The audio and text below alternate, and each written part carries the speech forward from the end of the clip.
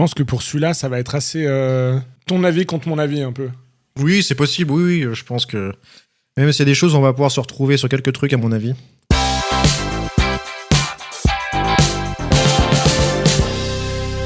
Bah moi, j'ai beaucoup aimé. Bon, on l'a vu ensemble, mais... Déjà, c'était le truc osé.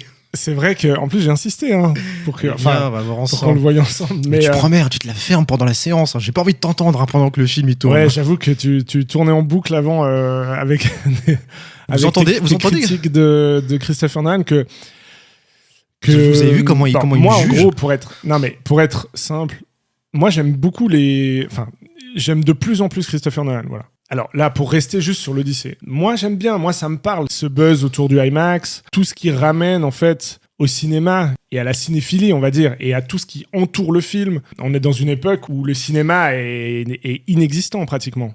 Ça veut dire on fait plus de différence entre la télé, entre les plateformes et le cinéma.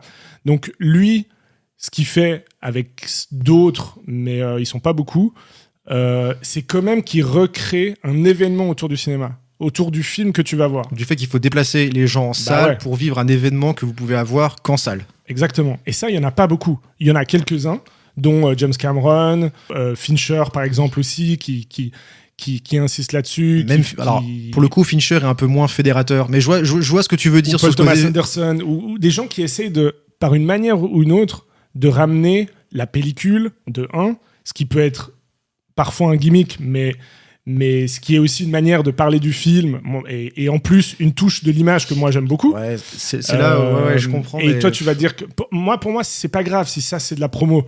Après, il faut voir le film, évidemment. Mais je préfère largement qu'on parle de ça, qu'on parle de la scène post-générique d'Avengers, tu vois. Ah, mais alors complètement, oui, si tu veux le mettre en opposition avec toutes les merdes qu'on se tape avec les Marvels, avec les Warner, surtout les super-héros. On vit quand même dans ce monde-là. Alors, je suis d'accord sur le principe que ça fait du bien de montrer quand même que autour de ces merdes qu'on se tape continuellement, qui sont des purs produits bidons de lessive, de consommation, etc., qu'on a tantôt oublié, et ça je peux autant parler des Marvel que des trucs Warner, que ces conneries de Venom, Morbius, enfin toutes ces merdes-là, tu vois, ou même des films d'action qui se veulent, des gros films d'action, alors qu'en fait on voit rien du tout, donc c'est ces trucs loupés qui sont faits à la va-vite, qui sont faits sans intérêt, sans amour, sans aucune once de motivation, sans cœur. Je comprends tout à fait que il faut, dans la démarche, qu'il y ait des gens qui sont là pour montrer que, attends, le cinéma, ça va quand même être ça. Mais moi, j'aime bien ce côté... soit on mélange l'ancien avec le nouveau, comme on mélange l'auteur avec le blockbuster. Pour moi, c'est ça... Alors, j'aime pas tous les films de Christopher Nolan, mais quand c'est réussi, c'est l'exemple parfait. James Cameron aussi, évidemment. Et je pense que, voilà, c'est quand même pas James Cameron. Hein, je préfère James Cameron si on devait faire un classement. Mais malgré tout, il arrive à mélanger l'auteur et le blockbuster. Moi, j'avais une énorme hype et le IMAX 70 mm, il est pas pour rien non plus. Moi, je trouve que c'est hyper ouf de faire revivre un truc comme ça en faisant la promotion sur un format d'image. Tu vois, un peu comme on faisait à l'époque quand il y avait la guerre entre en gros que la télévision dans les années 50 avait pris le pouvoir et les gens allaient plus au cinéma parce que du coup ils regardaient chez eux. Et ben il fallait qu'ils réinventent quelque chose et donc ils ont inventé le VistaVision, tous les formats hyper larges et tout, le CinemaScope. Et mine de rien, moi je trouve qu'il y a quand même un gros parallèle. Il y a une démarche qui est un peu la même, avec aussi une promesse. Après il faut voir comment c'est réussi, mais voilà, rien que ça, moi ça me crée une hype suffisante pour avoir envie de voir le film au ciné. Ce qui est méga cool d'avoir encore ça, je trouve. Alors j'aimerais juste revenir sur ce que tu disais, sur le côté ça fait plaisir de voir de l'IMAX, tu vois, tout le côté, tout le trip en fait artisanal. Là on parle vraiment de l'artisanat du cinéma. Alors, on parle vraiment de comment tu façonnes le film. Moi je serais prêt à être 100% d'accord avec toi sur le principe, mais là où je trouve qu'en fait même ça, je trouve que c'est pas que ça sert à rien, mais pour moi déjà un point biaisé là-dessus, c'est qu'on n'a pas vu le film dans le format qu'il fallait. On a certes vu dans une salle IMAX, mais on l'a vu dans un IMAX standard. Ce qui fait que pour moi, comme je l'ai ressenti, ça m'a pas changé en termes de bruit, d'image, de dimension, qu'un autre film au cinéma sur le même grand écran. Je t'aurais dit, si on l'avait vu sur le format vraiment carré 70 mm, qui est très très rarissime dans quelques salles en Europe, tu vois, où là... il n'y en a pas beaucoup. Ouais. Et là, on aurait peut-être pu juger parce je crois que là... qu'il y a 5 salles en Europe. Ouais, c'est très difficile. Enfin, il faut vraiment se bouger à gauche, à droite pour aller voir Ouais. Là, dans ces conditions-là, j'aurais pu émettre un débat là-dessus parce qu'on aurait vraiment vu quelque chose qu'on voit pas tous les jours. Là, en fait, si tu veux, le film, oui, c'est en IMAX, mais finalement, moi, j'ai pas été plus impressionné sur le plan technique et sur le plan comment IMAX ou pas IMAX.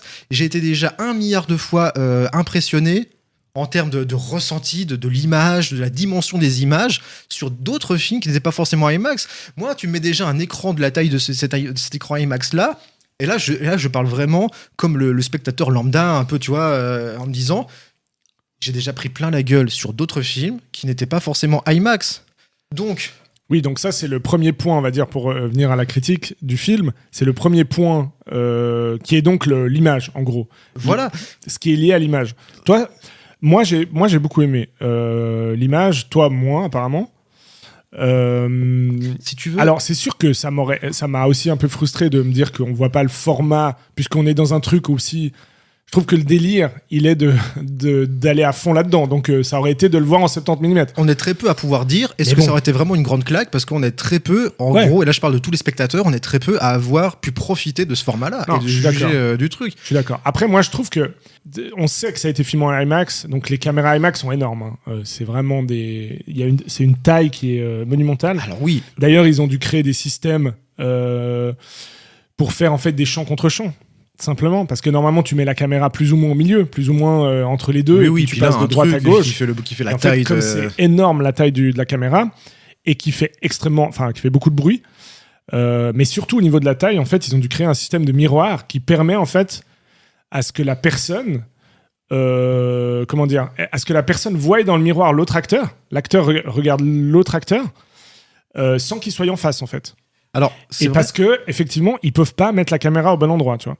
Ça c'est un voilà, c'est la taille de la caméra qui permet pas ça. Je te rejoins complètement que c'est une prouesse de tournage, mais là encore une fois, on parle de l'envers du décor, on parle de quelque chose que non mais bien sûr, mais attends, mais je voulais juste en venir là c'était un des points de l'image, c'est qu'on sent la taille. On sent le poids de la caméra, moi j'ai trouvé. Je t'ai même dit en sortant. Alors là, bon, là je geek un peu, je vais un peu dans le détail, mais en gros, quand tu vois les travelling, etc., je trouve que il n'y a pas du tout ce côté lissé. D'ailleurs, ils n'ont même pas essayé de stabiliser l'image. C'est-à-dire que tu vois bien que les mouvements de caméra, ils bougent un peu. Ils sont pas si stables, ils sont pas clean, tu vois. Et moi, certes, c'est un détail, ça fait pas tout le film, mais ça participe aussi au côté organique du film pour moi. Et que je kiffe ce côté vivant et qui, en fait, il se met des contraintes. Parce qu'en fait, c'est ça, l'IMAX. Aujourd'hui, tu peux filmer, il pourrait faire le même film, au fond, avec une petite Sony à 5000 balles, tu vois. Et il se met des contraintes volontaires. Alors, effectivement, il paraît que c'est la meilleure qualité d'image. Mais bon, on n'est pas tous des experts de l'image, et puis les gens vont pas voir la différence. Moi, c'est le seul point où j'ai vraiment repéré... Attends, je finis juste. Vas-y. Et du coup, il se met des contraintes volontaires pour, à mon avis, pour aussi vivre quelque chose et essayer de rendre ça en expérience, on va dire, et de lui donner un côté humain, organique. Un cinéma qui, aujourd'hui, ne l'est pas du tout, où tout serait cliné, etc. Et donc, tu peux te dire, le IMAX, c'est une prouesse technique, c'est un truc hyper moderne et tout. Enfin, au-delà que c'est déjà pas moderne, mais en plus, c'est presque archaïque. C'est un truc qui... Et d'ailleurs, il filme en pellicule et en 70 mm, donc il y a un côté, c'est le top de ce que tu peux avoir, mais avec une technologie ancienne. Et moi, je trouve que ça participe beaucoup au plaisir de l'image, du côté vivant, et aussi des imperfections du film que j'ai remarqué. Ça veut dire tous les plans sont pas... Tu vois très bien, il n'y a pas un étalonnage qui est hyper clean de plan en plan. Des fois, ça change un peu. Les choses qu'on voyait à l'époque, en fait, quand tu regardes un film en pellicule, c'est toujours ça. Mais aujourd'hui, tu n'as plus l'habitude. Aujourd'hui, c'est hyper lissé. Tout a été traité de la même manière.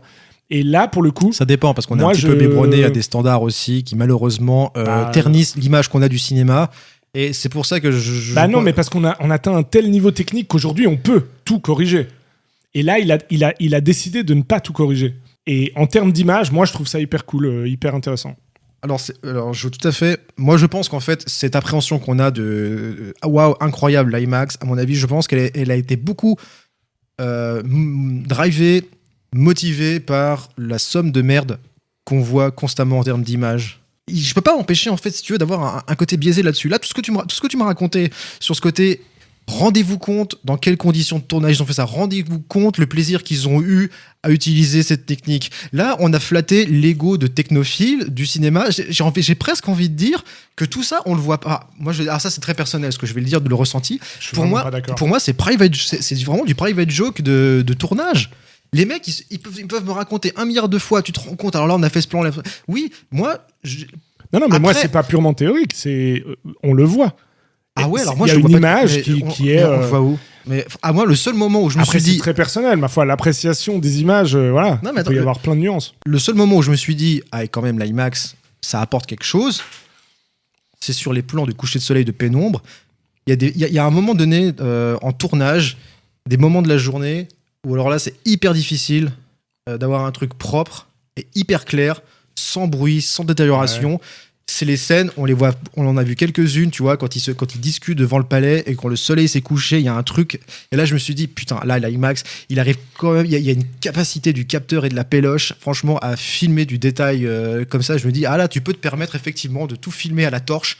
Comme ça, c'est magnifique. Là, effectivement, t'as une grande souplesse. Le reste du temps, mais si tu veux, je veux dire, le cinéma existe depuis maintenant pas mal de décennies. On a fait des capacités de démonstration de l'image, etc. Moi, après, derrière, si tu veux, là où je me serais intéressé à comment a été fait le film, je m'y serais intéressé si déjà le film, on aurait mis une claque visuelle. Là, après, je me suis dit, putain, comment ils ont fait ça ? Et le problème, et là, je parle après de ce que j'aime pas trop, justement, chez Christopher Nolan, c'est qu'il a beau me vanter, voilà, alors tu vois, on a utilisé ce truc avec une lentille 25-16, etc. Ce qui, en principe, devrait me faire plaisir à savoir comment ça a été fait. Non, parce que toi, t'es pas intéressé par ça. Bah, bien sûr que si. Toutes les techniques de tournage, comment a été tourné par exemple un film comme Avatar. Bah alors je comprends pas pourquoi ça t'intéresse pas. Parce qu'en fait, ce que je vois à l'écran n'est pas intéressant. N'est pas si intéressant. On peut passer au point 2 qui est le film, l'histoire du film. Mais même visuellement, je trouve que c'était très propre, mais en même temps des films très propres comme ça. Par exemple la scène du bateau. Attends, juste pour finir sur l'IMAX, et tu disais, on prend une claque organique à l'écran. Je suis désolé, le réalisateur, la ligne rouge. Terrence Malick. Le réalisateur organique, naturaliste, qui filme vraiment la notion. S'il y a un mec qui arrive à faire cette notion de sensation, d'environnement dans lequel tu te trouves, c'est bien Terrence Malick. Okay. Terrence Malick l'a montré à immensément de reprises dans ses films. Je cite La Ligne Rouge parce que c'est ce genre de film sensitif, ou alors même quand il avait fait son film là, Le Nouveau Monde, ou même là, qui est peut-être certes un petit peu moins bon, enfin après on va pas parler de ce film là, mais juste déjà en termes de sensitif, il est déjà passé par là. Et ça, effectivement, j'ai ressenti des choses. Là, je suis désolé, mais là, c'est là le truc que je retrouve. Ça a 20 ans. Hein. Eh ben, voilà, ça a 20 ans. Il arrivait déjà à faire une claque.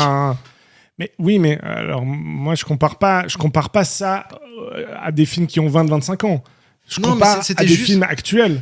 Oui, mais alors en 20-25 ans, ça a tellement changé. Ça n'a plus rien à voir. C'est ce que j'essaie de te dire. C'est ce que j'essaie de te dire sur le fait que si on en est arrivé là à se dire qu'on a pris une telle claque devant ce film, c'est qu'on n'a plus l'habitude de savoir ce que c'est qu'une belle image, un truc avec des artistes derrière qui ont un minimum de conscience professionnelle, qui ont un minimum de conscience artistique. Et c'est pour ça que j'ai pas envie de mettre Christopher Nolan. Reconnais du coup qui ramène ça.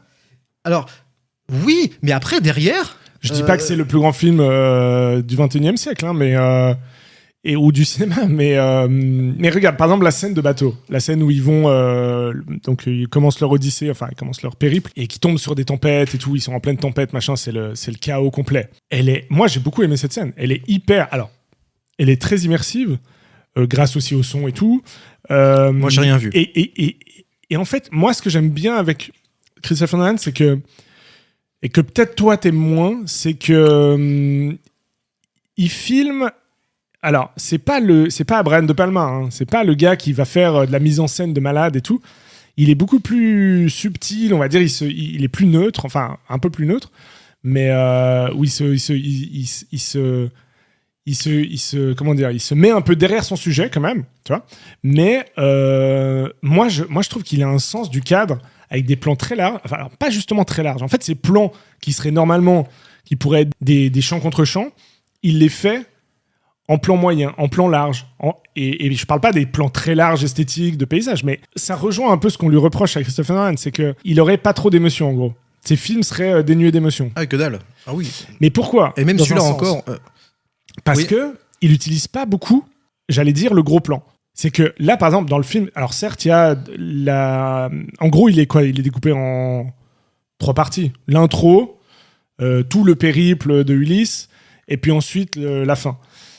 C'est vrai que dans les scènes du début et à la fin, il y a un peu plus de plans serrés. Mais sinon, la grosse majorité du film, le côté épique, vient aussi de laisser de la place à ce qu'on voit à l'image, dans le fond.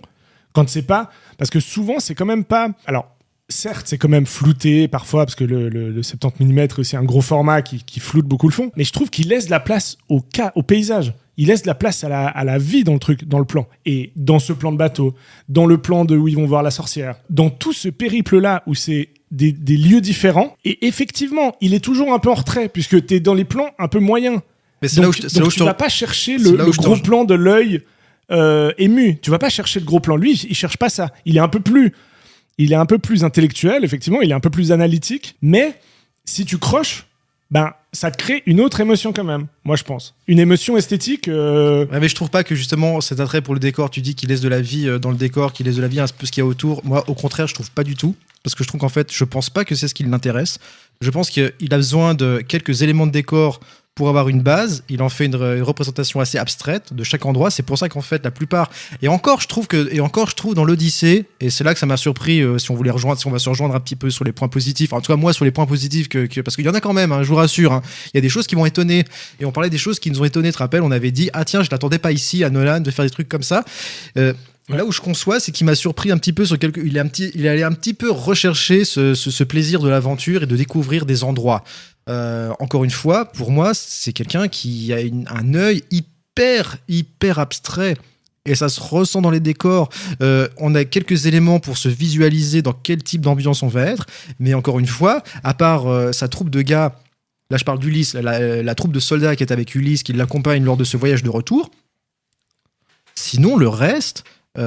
tu peux refaire tous les plans dans les différents endroits où il est allé, c'est vierge de tout. Moi, tu m'as même dit contemporain, moderne, un peu comme si tu le comparais à de l'art moderne. Mais à de l'art contemporain, ouais, j'ai l'impression, effectivement, je le dis, j'ai l'impression d'être allé, et même s'il y a eu quelques surprises où j'ai bien aimé, j'ai l'impression d'être devant un film comme si j'allais à du théâtre contemporain, mais à l'écran.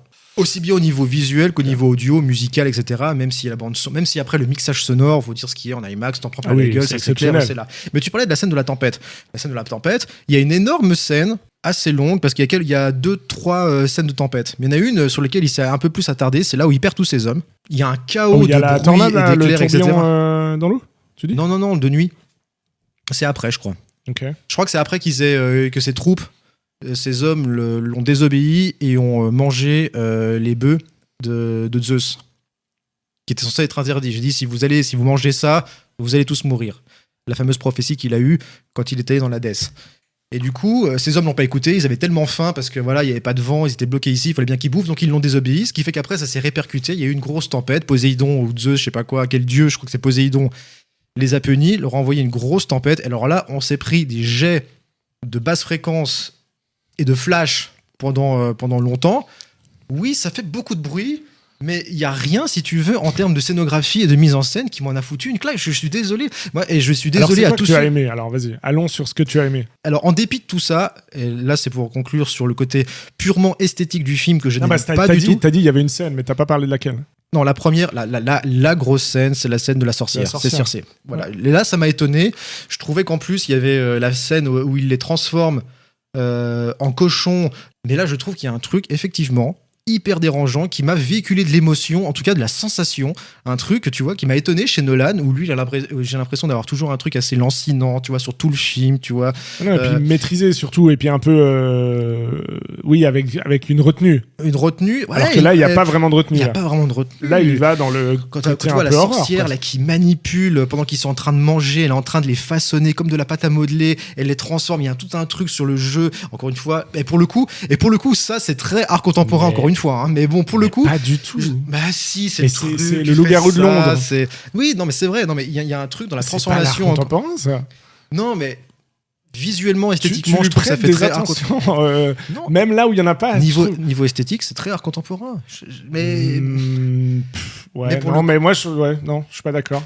Je trouve pas du tout. Je trouve qu'au contraire, encore une fois, Puis après, l'art contemporain, je suis pas un expert, mais je veux dire, dans ce que tu dis et dans la manière que tu critiques, je vois, ce que je comprends, c'est l'inverse de quelque chose d'organique, de vivant et tout. Alors que là, non, je trouve que c'est totalement vivant, cette scène. Et elle a absolument rien de distant. Oui, c'est organique parce que ça joue beaucoup sur déjà la mastication, les sons, on se gave, il y a un truc lié à la nourriture, le charnel. Simplement. Non, ça m'a vraiment étonné. J'ai trouvé ça hyper dérangeant, voire très flippant. En plus, il y a un truc, effectivement, cette scène-là, je me suis dit, la vache, il va quand même explorer ça. Il va et quand ça, même c'est faire pas un truc très Christopher Nolan, là, ouais. Et ça, c'est pas très Christopher Nolan. Elle ne ressemble pas trop. Il a essayé un peu avec la scène du Cyclope, même si ça manquait. Franchement, la scène du Cyclope, elle est cool. Elle aurait gagné à être un petit peu plus. J'aurais aimé, tu vois, est-ce qu'ils aient un peu plus cherché, tu vois, parce que. Alors, si toi, tu vas dans le truc un peu positif, le truc qui m'a un peu dérangé, c'est le montage, où je trouvais que, au-delà de la première partie, où je me suis dit, les 15 premières minutes, quand même, je me suis dit, putain, ok, là, on s'emmerde. Là, au début, je me fais chier. Ouais, je vois. Mais qui n'a rien à voir avec le film qu'on voit après, quand il fait le périple. Mais au début, on se fait chier. Et puis surtout, c'est monté très bizarrement, très très rapidement, quoi. Je trouve qu'il passe d'un truc à l'autre en 2 secondes. Bah, c'est monté comme une bande-annonce. Moi, j'ai toujours trouvé que Nolan, c'était des longues bandes-annonces. Tu mets une musique, Goranson derrière, et puis tac, il te passe. Comme s'il te passait des extraits à chaque fois. Ça peut être l'inverse aussi. Hein. Des fois, ça peut être au contraire, justement. T'as l'impression que c'est trop long. Même dans le film, il y a des passages où tout d'un coup, t'as un peu l'impression que t'es longtemps sur la scène, surtout en intérieur, là, au début et à la fin. En longueur peut-être, mais sur un coup, toujours en musique, avec une certaine rythmique, comme si c'était une énorme bande-annonce, tu sais, hyper étirée. Oui, c'est dans le pire de Christopher Nolan, oui, c'est ça. Et c'est un truc que j'ai toujours retrouvé dans son cinéma, au moins depuis Begins, Dark Knight, etc. Ouais, je vois ce que tu veux dire. Même le Prestige. On dirait qu'on a un aperçu un peu de ce qu'on va voir, et en fait, tu vas jamais au cœur du truc. Tu sais, ces bandes annonces où tu as une succession d'images avec la musique, une succession, tu sais, dans les bandes annonces, ils te font souvent ce montage où on te met les images et les gars parlent derrière, tu sais, voilà, tac, tac, jusqu'à ce que tu vois le mec parler à l'autre, etc. Ouais. Et ça, en général, tu vois sur une bande annonce de 3 minutes, 3-4 minutes, tu vois, tu vois le truc. Là, le truc aussi qui est explicable, c'est que c'est sûr que l'Odyssée qui dure déjà 3h30, je crois. Ouais. Bon. Avec un budget de je sais plus combien, mais on est au-delà du 300 millions, je pense. J'ai plus le chiffre, bref. Mais avec des budgets de malade, faire un film de 4 heures ou voire plus. 250 millions. 250 millions. Et 173 minutes, pardon. Et 173 minutes de durée de film. Je crois que ça fait 3h30. Ouais, 3h30. Il me semble, 3h30. Donc, effectivement, tu t'es obligé de couper. Mais moi, ça me sortait un peu. Et à la scène du Cyclope, c'est là où je voulais en venir, où je trouve qu'elle aurait pu durer, en fait. Ouais, voilà. Ouais. Là, on a un peu l'impression d'avoir un petit aperçu. Parce que là, il s'est arrêté. Il a dit stop, on se pose.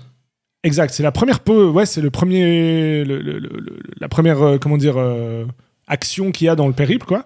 Il y a un peu de suspense, un peu de tension. Et la scène, elle est trop bien, plaisir. Super flippante et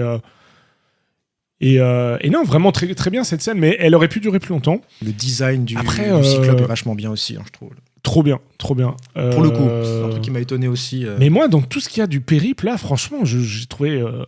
j'étais à fond dedans. J'ai pas vu le temps passer, ce qui est un argument facile, mais qui est quand même... Tu peux même voir le temps passer dans des films que t'aimes. Hein. Non, c'est vrai. Ne pas voir le temps passer à ce point pour un film de 3h30... alors certes, voilà, il y a beaucoup de choses, donc c'est dense, hein, c'est clair. Ce qui du coup parfois je trouve est un peu trop dense et un peu trop monté, cut, et on dirait qu'on passe déjà vite à autre chose, surtout au début. Bon, entre tout ce qui arrive à Ulysse, plus en fait il y a tout ce qui arrive à Ulysse pendant son périple, plus les flashbacks où il te raconte la guerre de Troie. Le cheval, etc., raconté en plus par différentes personnes. Alors des fois, on comprend pas tout. Hein, et après, il y a tout ce qui se passe à Ithaque, pendant que Pénélope attend avec ses prétendants, avec la loi de Zeus, etc. Donc oui, c'est... Mais je sais pas si toi t'as eu pareil. Alors moi je connaissais pas vraiment le roman, donc j'avais vu des fois j'avais entendu parler, on va dire, mais du coup j'étais pas sûr d'avoir tout compris parfois.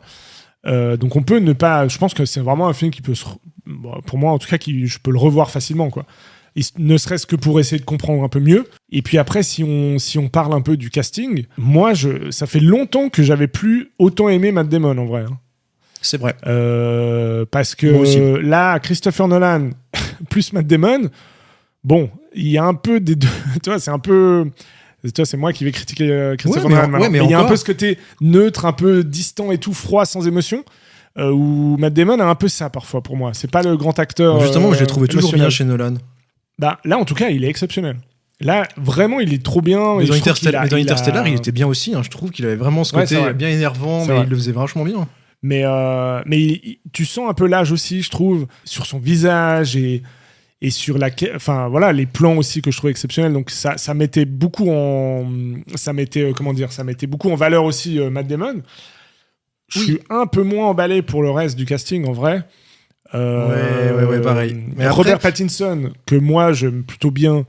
Ici, il est assez bon en vrai, un gars hyper détestable. Justement, moi qui ne l'aime pas, il est horrible. bien à sa place et Ouais. il le fait vachement bien. Je pense qu'il Ça, peut, ouais, effectivement, il peut convaincre même les gens qui l'aiment pas. Après, c'est vrai que bon, bah voilà, Tom Holland, Zendaya.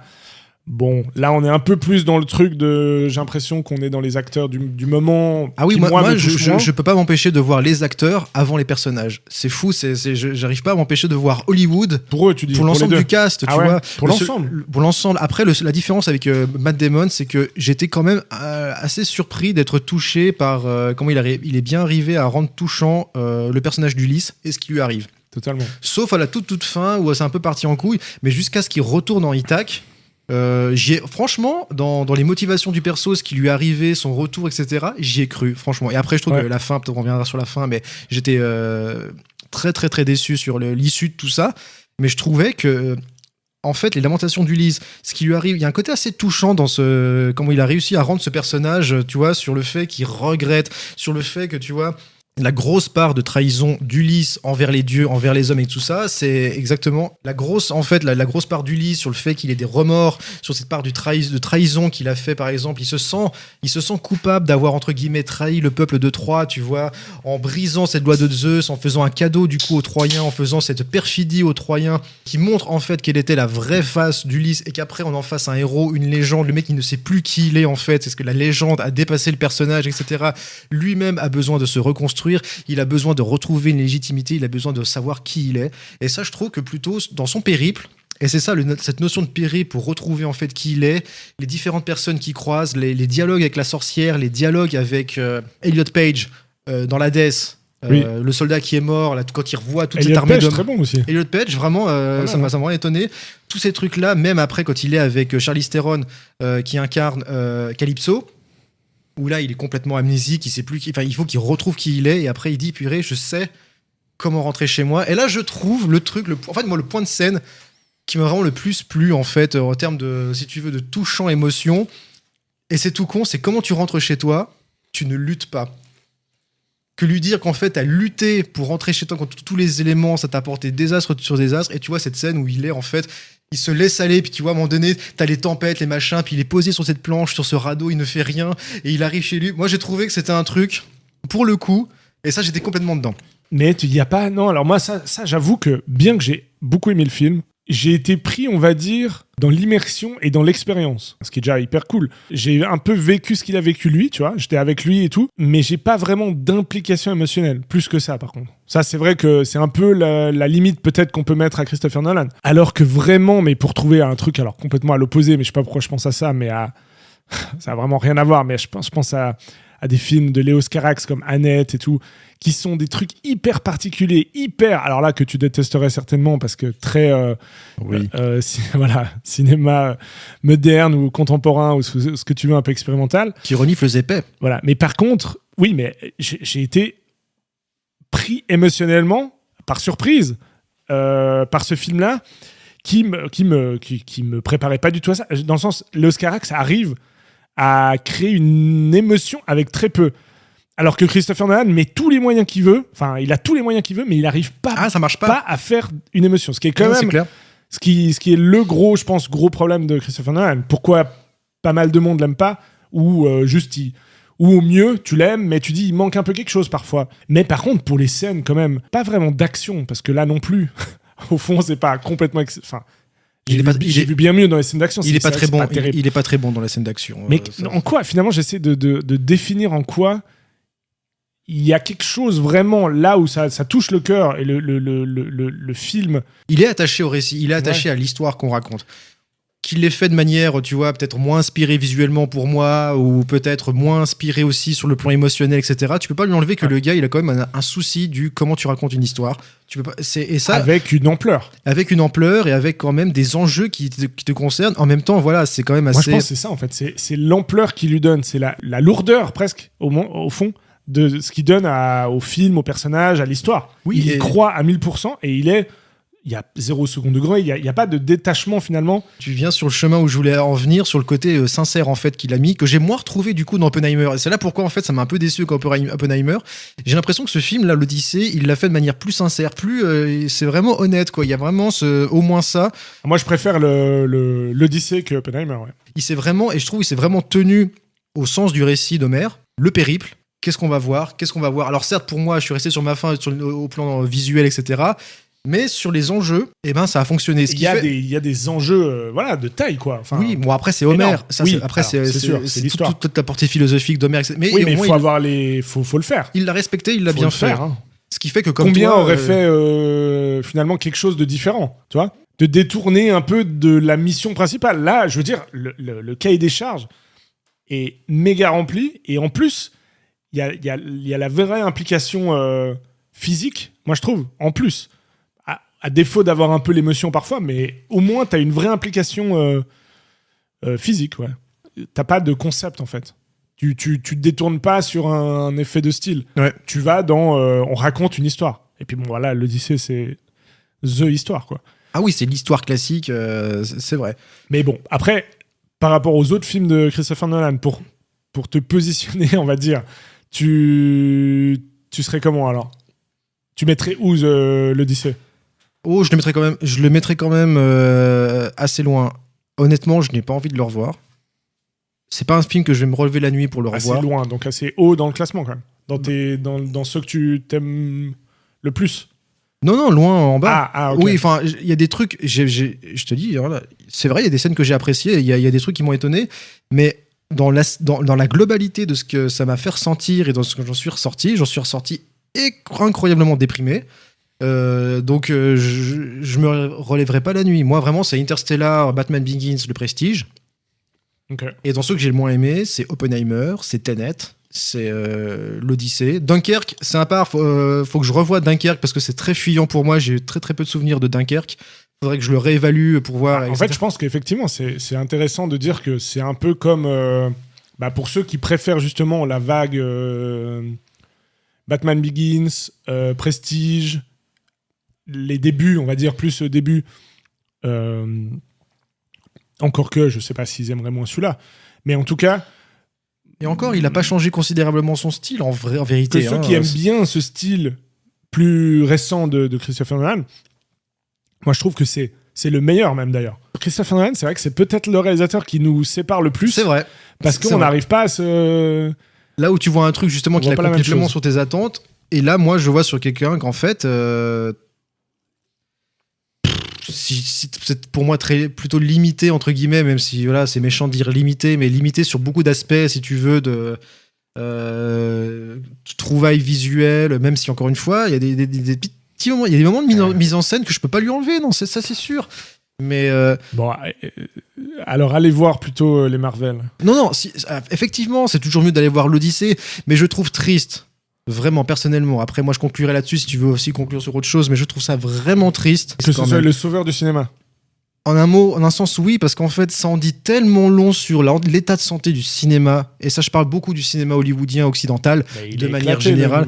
Il est tellement éclaté qu'on voit ces films-là, qui honnêtement auraient été placés entre pas mal d'autres bons films excellents. Là, je parle de purement blockbuster, bien fait. Je dis pas qu'il aurait passé inaperçu, mais en vrai, il aurait presque passé pour le film chiant qu'il faudra peut-être regarder après qu'on soit tapé tous les films cool. Mais même si je suis ta logique, on vit en 2026. Donc accepte ou fâche pas. Non, ouvre les bras de ce genre de gars, puisque mais pas du tout. Fond, je suis allé voir même eux qui vont dans le bon sens. Mais au secours, dans pas tous du les tout. Cas. Pas du tout. Et je vais même vous dire un truc, si je pouvais faire une recommandation pour finir ça, si vous écoutez ce podcast, n'allez pas voir l'Odyssée. Si vous voulez en prendre plein la gueule sur tous les facteurs, allez voir RRR. Surtout que RRR, en ce moment, ils l'ont sorti au cinéma.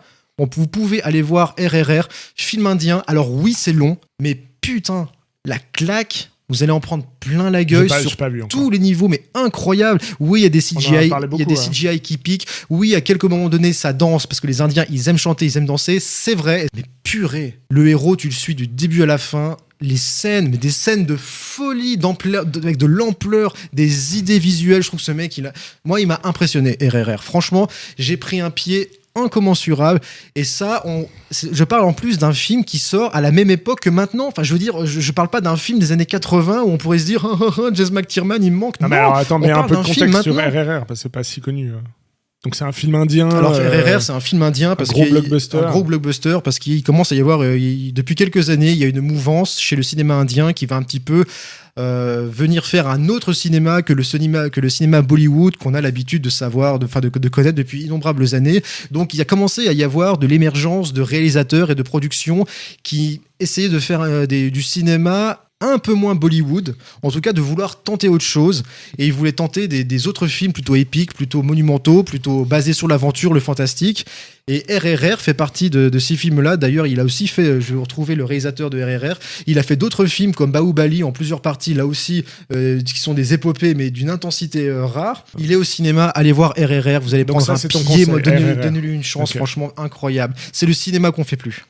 Alors moi, je conseillerais Dunkerque. Un peu pour les mêmes raisons au fond que l'Odyssée. Je trouve que c'est le même type de mise en scène, la même philosophie un peu derrière aussi, même si c'est pas... Il y a eu des scènes en film en IMAX aussi, mais quelque chose de très... alors, on va dire moderne dans la forme, puisque c'est très... alors, la timeline est découpée je crois que c'est en 3 parties, comme Christopher Nolan aime bien faire. Avec des points de vue différents aussi, je me souviens plus du tout. Avec exactement des points de vue différents. Raconter des scènes d'un point de vue différent, de comment ils ont vécu le choix. Ouais, okay. Et puis aussi, on voit qu'il y a quand même une approche esthétique aussi assez similaire à que ce soit de Oppenheimer ou l'Odyssée. Donc c'est quelque chose de pas. C'est ça que tu disais, toi. T'as l'impression que c'est pas. Il t'en met pas plein les yeux, tu vois. Ah, ça a pas coûté cher en décor. Ouais, moi je trouve que au contraire, je ressens la force de l'image dans ce genre de film, et encore peut-être plus Dunkerque, parce que c'est un peu un décor unique en fait. Ouais. C'est sur les plages de Normandie pendant le débarquement, et effectivement avec plusieurs points de vue, donc où ils ont aussi mis leur caméra dans des coins pas possibles enfin t'as des plans que j'avais pas vus avant. Ouais. J'avais jamais vu avant, mais pour autant qu'on soit sensible à ce style, ça c'est vrai. Je pense que peut-être toi, il faudrait le revoir, mais vraiment, je vais le revoir. Oui, voilà, ça, c'est clair. Mais en tout cas, voilà, si vous avez aimé l'Odyssée, allez voir ou revoir Dunkerque, parce que je trouve que on en parle plus trop et plus tant que ça. Et puis en fait, je trouve que c'est un des meilleurs Christopher Nolan quand même. Voilà, vous avez en tout cas largement de quoi voir. En tout cas, j'espère qu'on a été assez clair sur un petit peu les avis qu'on avait. Vous avez vu qu'on était assez partagés, même s'il y a des choses sur lesquelles on s'est quand même rejoint. En tout cas, on n'a pas vu quand même le temps passer, ce qui est quand même assez exceptionnel dans le cinéma maintenant, de ne pas être ennuyé dans un film de 3 heures. C'est pas donné à tout le monde, donc au moins, ça fait quand même plaisir. Ça fait partie de ces films qui, pour moi, font événement et procurent du plaisir à aller voir en salle, et il y en a plus tant que ça, quoi. Merci Manu. Merci à toi Serge. Bonne fin de soirée à tout le monde, parce qu'on enregistre là enfin plutôt dans la soirée. On vous fait plein de gros bisous. N'hésitez pas à retourner sur la page de La Grange, à liker aussi le podcast. Si vous avez apprécié le podcast, à le partager à un maximum de votre entourage, de vos proches, de parler de nous. C'est le gros comeback. Nous aussi, on va essayer d'axer un peu plus la promotion cette fois, d'essayer de trouver une vraie stratégie de communication du podcast pour savoir comment on peut en parler de manière le plus efficace au plus grand nombre. En tout cas, voilà. D'ici là, on vous donne rendez-vous pour un prochain épisode de La Grange avec Manu. Toujours plaisir, ça va être cool, c'est trop bien. Je suis très motivé, très, très heureux de revenir. À fond. À bientôt. Bis à tous. Ciao.